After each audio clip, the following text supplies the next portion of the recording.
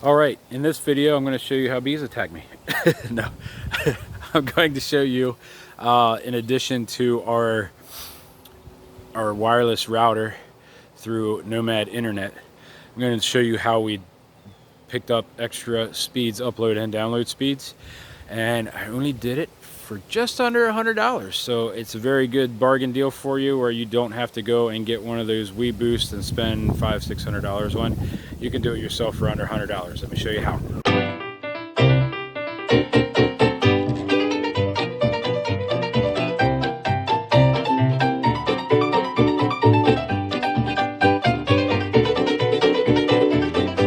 All right, well, here it is. I have a YAGI antenna that I purchased on Amazon, and here is the picture of it from the Amazon link. And then what I also did, I'll pull this down here for you in a second. I went to the department store and got a post, 2 of them actually.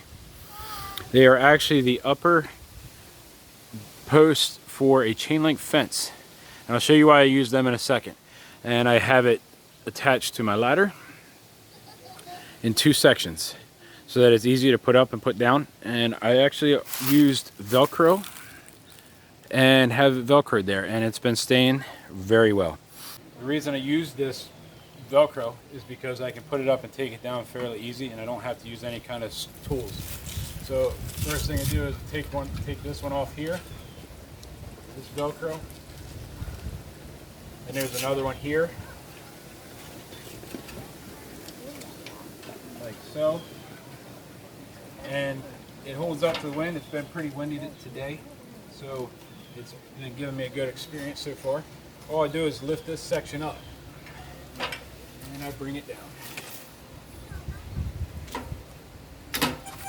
and you can see I have another section there that Aaron zooms in on it.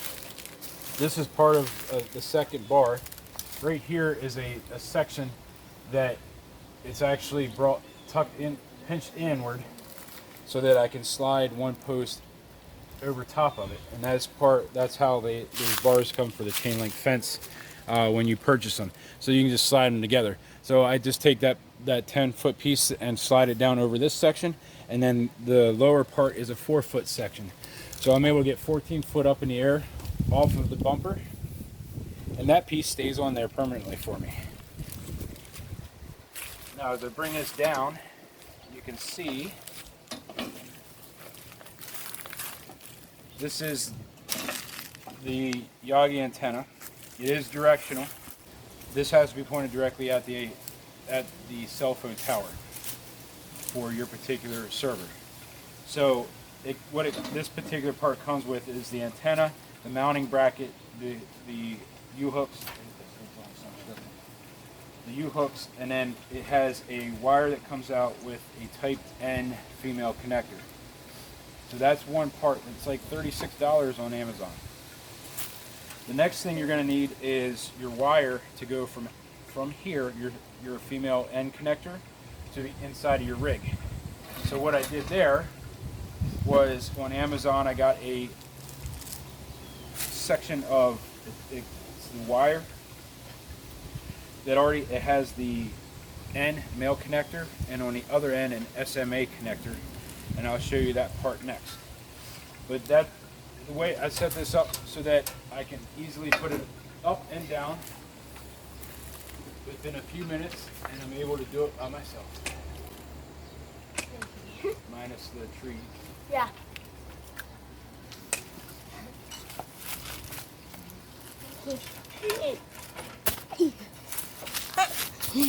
Up there like so.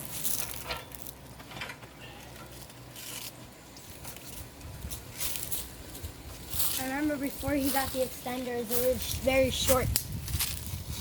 Very short.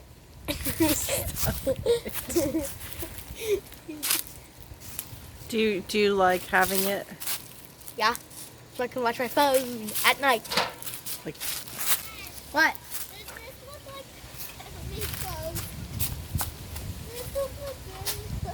Just like that. And then what I did was I have another piece of Velcro right here that actually is pressured up against my ladder to keep it from spinning. from it turning with the wind. If I get a very strong wind, then it does, the Yagi will turn on me. But so far it hasn't turned. We had a really We've strong had some wind pretty strong winds. today. So we'll go inside and I'll show you what's on the inside and how I set up the rest of it. Here we go. Okay, so the goal with your wiring is to keep it as straight as possible and as little turns and bends as you can. So what I did was I have it going I have it where I slide it through the slide, and then when I put my slide out completely, it seals off for me. So I have it running along the top of my slide. You can see it's super straight. And then we go over here, and this is the only bend that I have just because of logistics. It is the only way it's going to work.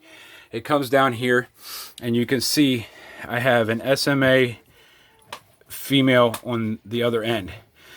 Now, originally, I bought a set, which I'll show you. I'll share a link in the description below. These are the connectors here are TS9 connectors. They're very small. There's one port here, and then there's also a port over on this side in the as an auxiliary port for your M1 router. Now, when I originally purchased it, I also bought a splitter. You can see here is the splitter. It's a single male SMA, and it splits off into 2 female SMAs. Now, I found that when I split it off right here and ran 2 of my TS9's wires into each port, I didn't get as great of performance as I did with just running the single line with the TS9 adapter into the router. So I'm keeping this splitter and this extra TS9 adapter for down the road. I'd like to upgrade and add a second YAGI antenna on the end of that mast, and that will, in the position that I'm going to put it, it'll give me more of that MIMO setup where I get even more input coming through that antenna. So that's the setup to it. Once again, you want to try to avoid as much of the curving and everything as possible. Another important thing is you want to try to minimize how many connectors you use, because for every connector you use, you lose like 3 dBm. So you lose frequency every time you add another one of these in. And what I'm going to do is show you some speed tests. I screenshotted some speed tests before I set this up and after I set this up, to show you exactly what improvements I got. I ran this test before we set up the antenna. You will notice that our download speeds were around 7.4 megabytes per second, and our upload speeds, we didn't even get 1 megabyte per second. We came in at 673 kilobytes per second. At that speed, we can't even go live because the upload speeds were way too slow. This test was done in the same location, simply attaching my antenna. I now am at 15.4 megabytes per second, which is double the speed, and if you look at the upload, I am at 13.5 megabytes per second. That is a major increase. So now that I showed you the speed test that I did, I want to go over a little bit of how I find my reception.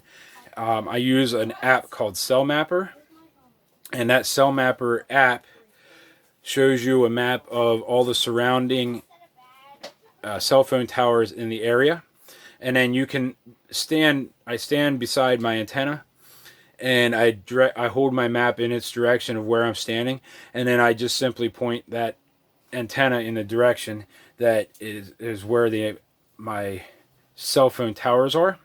I also use an app called Network Cell Info Lite, and what that does, it gives me a display on my cell phone when I'm out there moving the direction around. It actually gives me my dBms, which is your easiest way to figure out if you're getting your good readings or not. So once I find the direction of the cell phone tower, then I go to that app and I use that and watch my bars adjust as I'm ever so slightly turning my antenna. So that's how you get yourself to having faster download speeds and faster upload speeds, and all for under $100. Links are in the description below on all the parts that I've used for this whole setup. It's super easy to do, very, very simple, and everything can be bought on Amazon, and except for the poles, which I got at a Lowe's department store, local Lowe's department store. So thanks for watching. Make sure you like and subscribe. We have up here and here, I have some more videos for you to check out. Hit that subscribe button, thumbs up, and also turn those notifications on so that you can see when we post more videos or when we go live. Thanks for watching. Make sure you be safe out there in your travels. And most importantly, God bless.